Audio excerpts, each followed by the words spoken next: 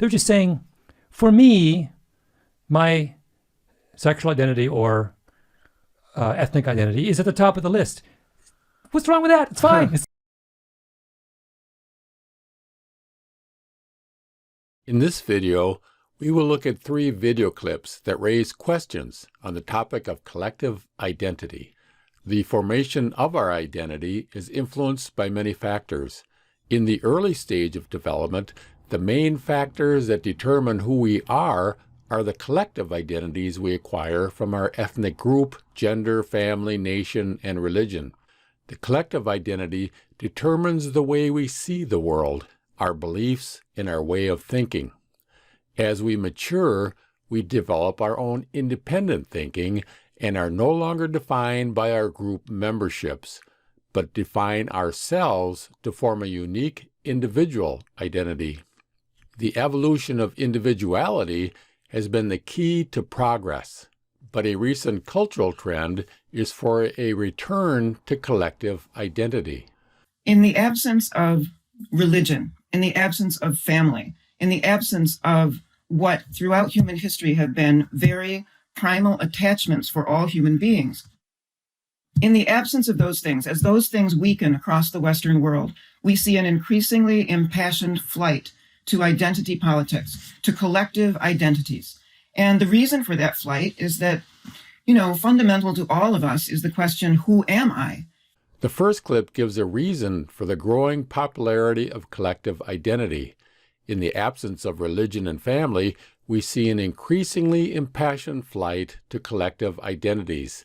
The reason is the need to answer the fundamental question of, who am I? This view says that the breakdown of the family and the turning away from religion is leaving a need in people's lives that can only be filled by finding another collective identity. It seems to me the problem is not which group you allow to dictate your beliefs and behavior, but the need to take a deeper look at the question, who am I? Collective identities are false identities that we take on until we have discovered our true self. In The Philosophy of Freedom, Rudolf Steiner says that our true human identity is that of free spirit. The concept of man is not complete unless it includes the free spirit as the purest expression of human nature. After all, we are human in the fullest sense only to the extent that we are free. There is one very important thing to know that is usually overlooked in the quest to become our true self. You can't become a free spirit if you don't know what it is.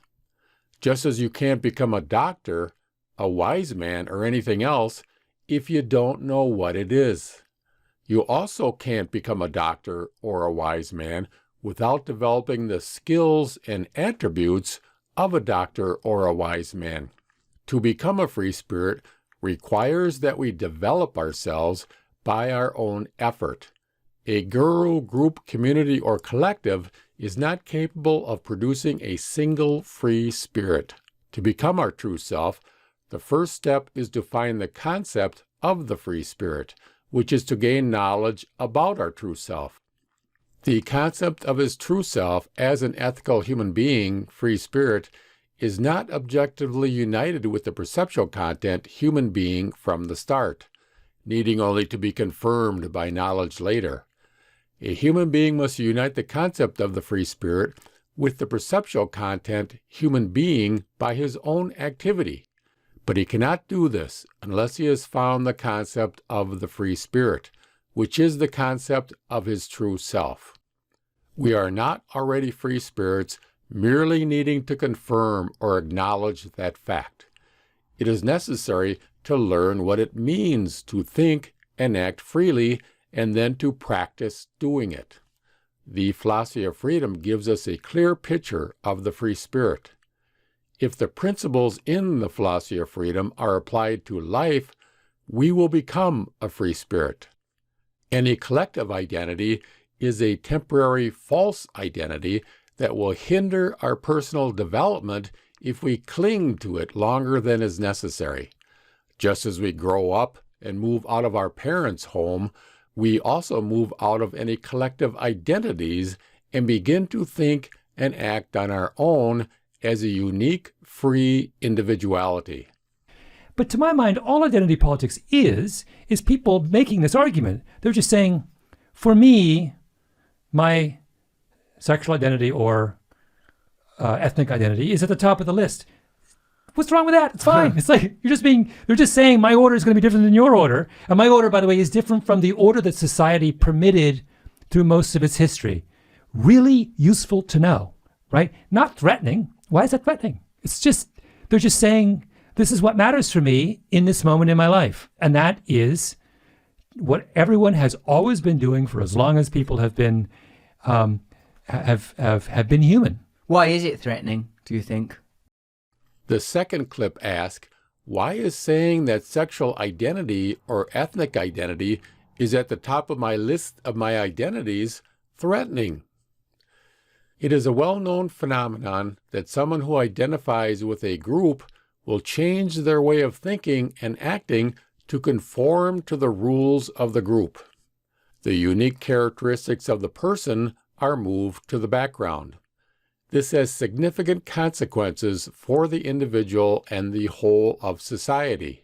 To see the profound effects that our identities have on our reactions and behaviors, imagine that race suddenly disappeared as an aspect of everybody's identities. If everyone suddenly lost their ability to identify themselves as a particular race, people's reactions to other individuals and groups would no longer be influenced by their racial identity.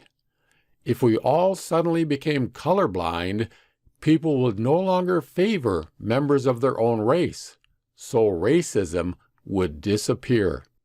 Most of the conflicts and tensions that have occurred throughout history are due to confrontation between groups of different collective identities.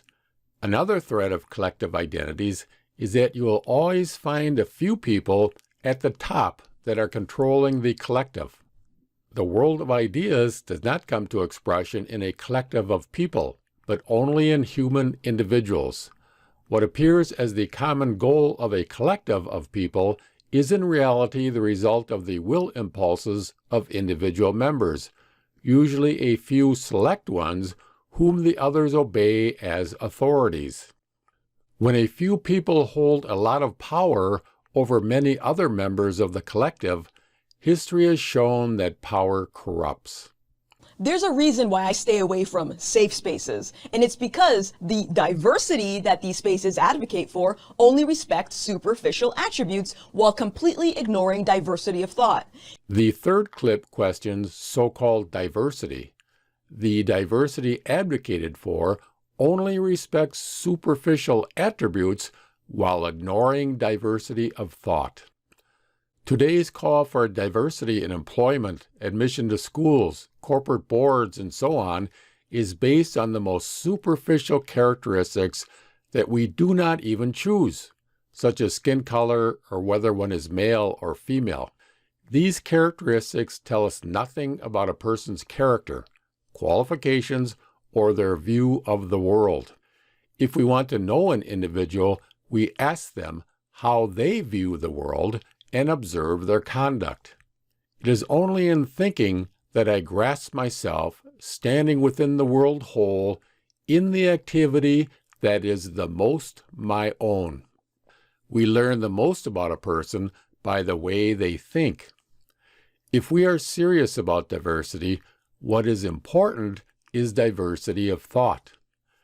People who conform to a collective identity will be prone to group think and will bring very little diversity. The only people capable of expressing diversity are independent thinkers.